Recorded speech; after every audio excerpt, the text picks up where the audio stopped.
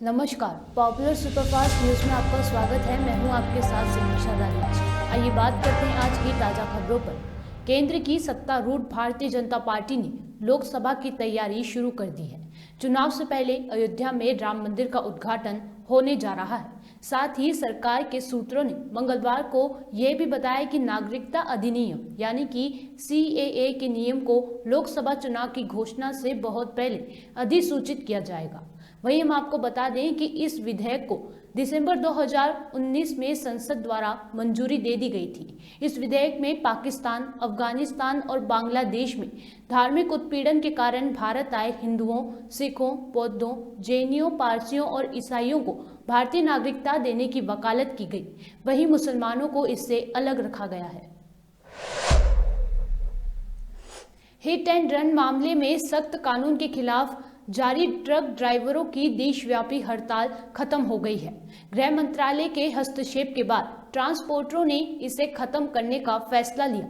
मंगलवार शाम को केंद्रीय गृह सचिव ने अजय भल्ला ने कहा कि फिलहाल कानून को लागू नहीं किया जाएगा।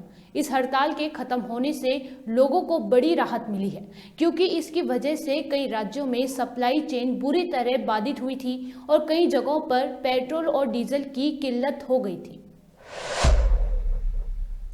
अवैध खनन के मामले में प्रवर्तन निदेशालय यानी कि ईडी ने झारखंड और राजस्थान में बड़ी कार्यवाही करते हुए 10 से ज्यादा ठिकानों पर छापेमारी की है। ईडी की रेड में मुख्यमंत्री हेमंत सोरेन ने मीडिया सलाहकार सहित एक कलेक्टर, एक DSP का ठिकाना भी शामिल है। जांच एजेंसी के अचानक हुए इस एक्शन से झारखंड की सियासत में हड़कंप मच गया है। वहीं हम आपको बता दें कि एक दिन पहले ही CM सोरेन ने ईडी पर पक्षपात करने का आरोप लगाया था। कांग्रेस नेता सोनिया गांधी के बयान पर केंद्रीय मंत्री रामदास अठावले ने कहा कि सोनिया गांधी के आरोपों में कोई तथ्य नहीं है। हमारी सरकार लोकतंत्र में विश्वास करती है। हमारी सरकार सर्वधर्म समभाव में विश्वास करती है। विपक्ष सिर्फ आलोचना करता है, लेकिन हमारा विकास का काम जारी है। गांधी ने कहा है धर्मनिरपेक्ष शब्द का इस्तेमाल किया जा रहा है।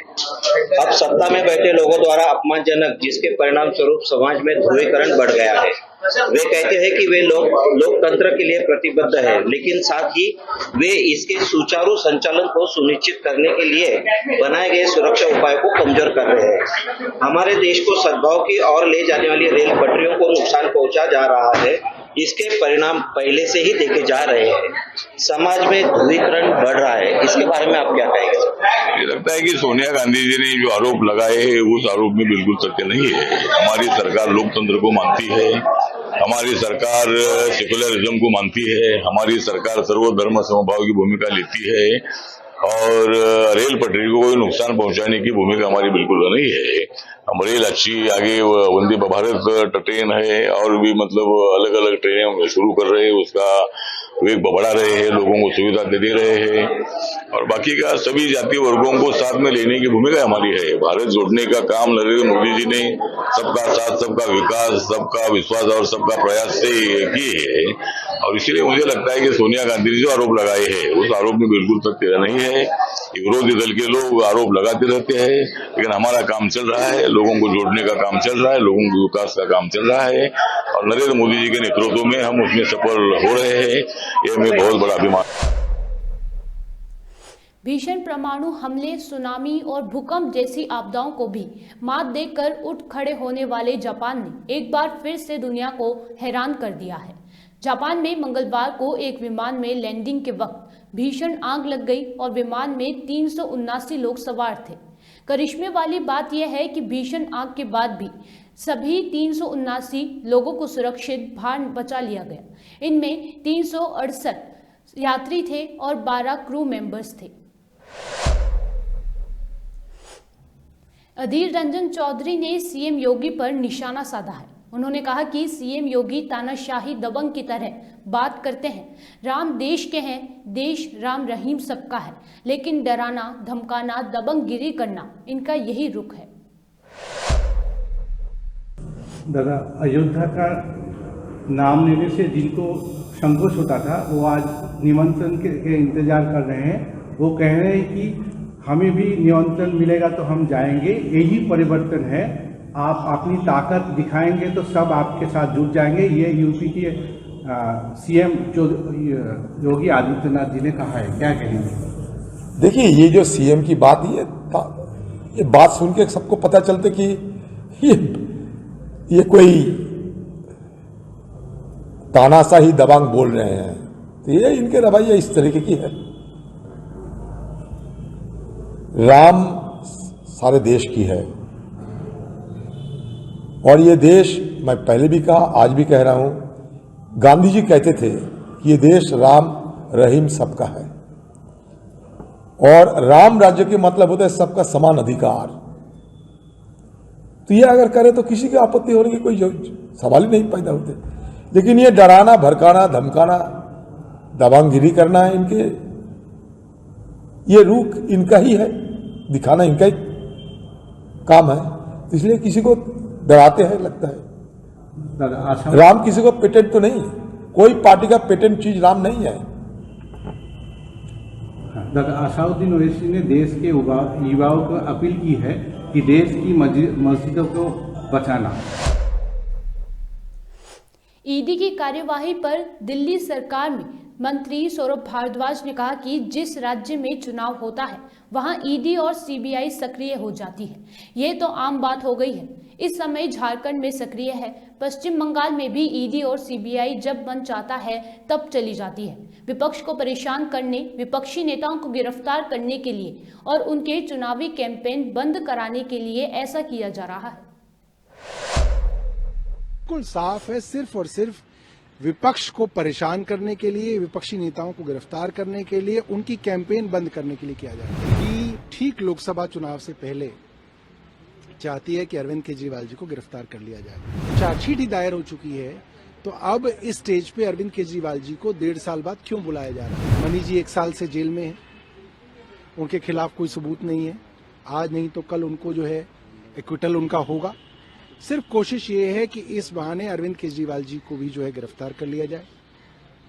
ये नहीं बताया जा रहा कि अरविंद जी को क्यों बुलाया जा रहा है। पूरा राजनीतिक मामला है। ईडी ठीक लोकसभा चुनाव से पहले चाहती है कि अरविंद केजरीवाल जी को गिरफ्तार कर लिया जाए, ताकि अरविंद केजरीवाल चुनाव प्रचार में जगह जगह जा ना पाए, जेल के अंदर कैद हो जाएं। 1.5 साल से ज्यादा हो गया एजेंसियां इन्वेस्टिगेशन कर रही हैं, चार्जशीट दायर हो चुकी है। आप ये बताइए कि जब चार्जशीट ही दायर हो चुकी है तो अब इस स्टेज पे अरविंद केजरीवाल जी को 1.5 साल बाद क्यों बुलाया जा रहा है? मनीष जी 1 साल से जेल में है, उनके खिलाफ कोई सबूत नहीं है। आज नहीं तो कल उनको जो है एक्विटल उनका होगा। सिर्फ कोशिश ये है कि इस बहाने अरविंद केजरीवाल जी को भी जो है गिरफ्तार कर लिया जाए। ये नहीं बताया जा रहा कि अरविंद जी को क्यों बुलाया जा रहा है। क्या वो गवाह हैं? क्या वो अभियुक्त हैं? उनको किस लिए बुलाया जा रहा है?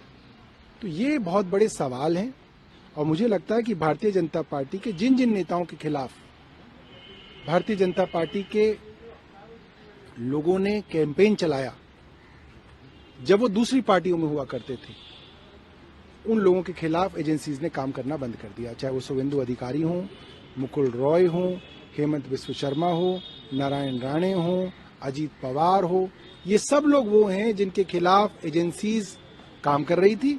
भारतीय जनता पार्टी में आने के बाद इनके खिलाफ एजेंसीज ने काम करना बंद कर दिया। लेकिन बीजेपी का ये कहना है कि अरविंद केजरीवाल को कहीं ना कहीं डर है, क्योंकि उन्होंने गलती की और उन्हें लगता है कि वो गए उन्हें गिरफ्तार कर लिया जाएगा। मनीष सिसोदिया, सत्येंद्र जैन और संजय सिंह के मामले में गुंडवाई से उन्हें लगता है कि उन्हें नहीं जाना चाहिए, कि वो भाग रहे, जांच से भाग रहे। जो जांच ईडी को करनी थी वो 1.5 साल में हो चुकी है। जो जानकारी उनको पार्टी से लेनी थी वो ले चुके। पोस्टर चिपकाने वाले तक को तो वो बुला के पूछताछ कर चुके। अब उनके हाथ में कुछ है नहीं, सिर्फ और सिर्फ ये है कि इस केस के अंदर और कितने लोगों को गिरफ्तार कर लिया जाए और लोकसभा से पहले कैंपेन को रोका जाए। आप लोग तब तक इंतजार करेंगे जब तक मामला कोर्ट में जाए, या खुद से कोर्ट का रुख करेंगे कि इस मामले में कोर्ट अपनी तरफ से कुछ टिप्पणी करे? ये तो हम अपनी लीगल जो ओपिनियन आएगी उसके हिसाब से। आपने आरोप लगाया प्रेस कॉन्फ्रेंस में कि लगातार विपक्षी नेताओं को टारगेट किया जा रहा है। आज की ये खबर आई, हेमंत सोरेन के साथ समन अब तक किया जा चुका है, उन्होंने कोर्ट का रुख किया। देखिए, तो बिल्कुल साफ है, छत्तीसगढ़ के अंदर छत्तीसगढ़ के जो मुख्यमंत्री थे उनको टारगेट किया जा रहा था उनके चुनाव से पहले। जिस राज्य के अंदर चुनाव होता है, राजस्थान में चुनाव था, राजस्थान के अंदर सक्रिय थी ईडी सीबीआई। ये तो एक आम बात हो गई।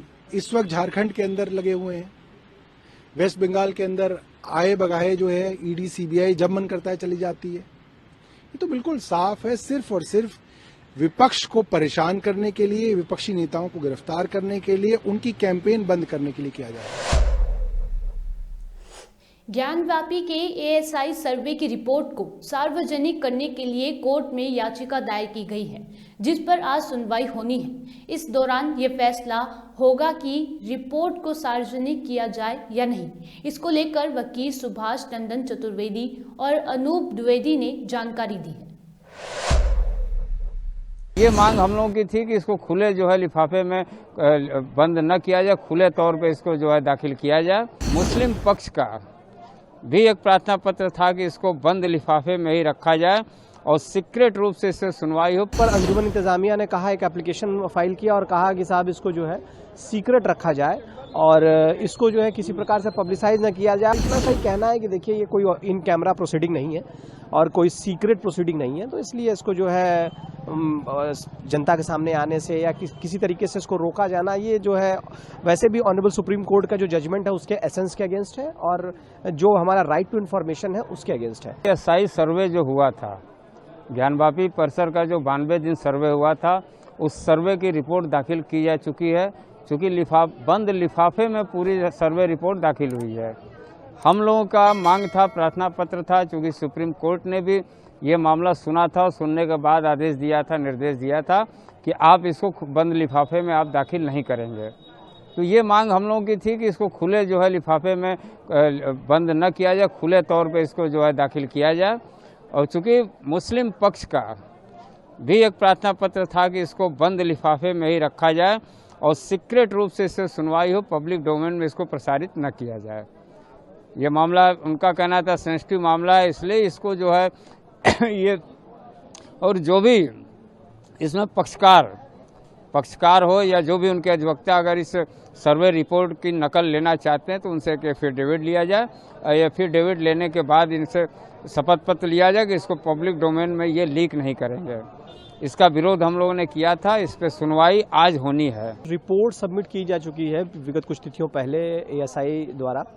सर्वे रिपोर्ट जो भी थी वो काफ़ी बल्कि रिपोर्ट है और उसको सील्ड कवर में उन्होंने रिपोर्ट को सबमिट किया है। तो उस पर अंजुमन इंतजामिया ने कहा, एक एप्लीकेशन फाइल किया और कहा कि साहब इसको जो है सीक्रेट रखा जाए और इसको जो है किसी प्रकार से पब्लिसाइज न किया जाए और अगर इसको जो प्लेंटिफ्स हैं, मतलब हम लोगों को ये अगर देते भी हैं, दिया भी जाए तो अंडरटेकिंग के बाद दिया जाए। तो देखिए, इसमें कहना मेरा यही है, इस पर ही सुनवाई होनी है और इस पर हमारी आपत्ति दाखिल हो चुकी है। और इतना सही कहना है कि देखिए, ये कोई इन कैमरा प्रोसीडिंग नहीं है और कोई सीक्रेट प्रोसीडिंग नहीं है, तो इसलिए इसको जो है जनता के सामने आने से या किसी तरीके से इसको रोका जाना, ये जो है वैसे भी ऑनरेबल सुप्रीम कोर्ट का जो जजमेंट है उसके एसेंस के अगेंस्ट है और जो हमारा राइट टू इन्फॉर्मेशन है उसके अगेंस्ट है। तो इसी पर आज सुनवाई होनी है। ऑनरेबल कोर्ट जैसा फैसला देगा उस हिसाब से हमको रिपोर्ट आगे मिलेगी और फिर आगे की कार्रवाई। छत्तीसगढ़ में 22 जनवरी को शुष्क दिवस घोषित किया गया है। मुख्यमंत्री विष्णुदेव साय ने इसकी घोषणा की है। सीएम ने कहा कि 22 जनवरी को अयोध्या में श्री राम मंदिर प्राण प्रतिष्ठा कार्यक्रम है और इस दिन प्रदेश में शुष्क दिवस लागू किया गया है।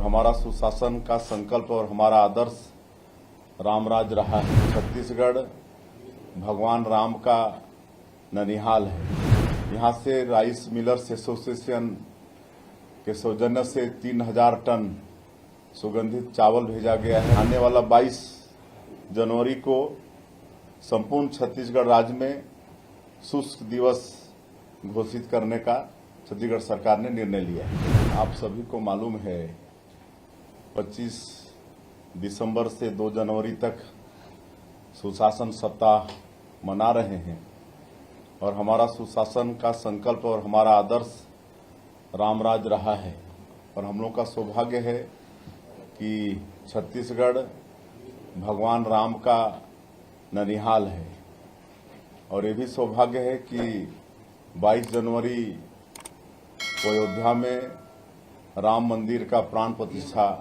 होने वाला है और छत्तीसगढ़ में सभी लोगों में बहुत खुशी है। यहां से राइस मिलर्स एसोसिएशन के सौजन्य से 3000 टन सुगंधित चावल भेजा गया है। हमारे सब्जी उत्पादक वो भी सब्जी भेजने वाले हैं और 22 जनवरी को पूरा उत्सव का वातावरण पूरे प्रदेश के अंदर रहेगा। दीपावली जैसा घरों में दीप भी जलाए जाएंगे और छत्तीसगढ़ सरकार एक निर्णय लिया है कि आने वाला 22 जनवरी को संपूर्ण छत्तीसगढ़ राज्य में शुष्क दिवस घोषित करने का छत्तीसगढ़ सरकार ने निर्णय लिया। अगले 3 दिनों के दौरान उत्तर पश्चिम और पूर्वी भारत के कुछ हिस्सों में घने से बहुत घना कोहरा जारी रहने और उसके बाद धीरे धीरे कम होने की संभावना है। पंजाब, हरियाणा, उत्तर प्रदेश के कई हिस्सों में कोल्ड से लेकर सिवियर कोल्ड डे की स्थिति जारी रहने और उसके बाद कम होने की संभावना है। वहीं दिल्ली में घना से मध्यम कोहरा छाया रहा।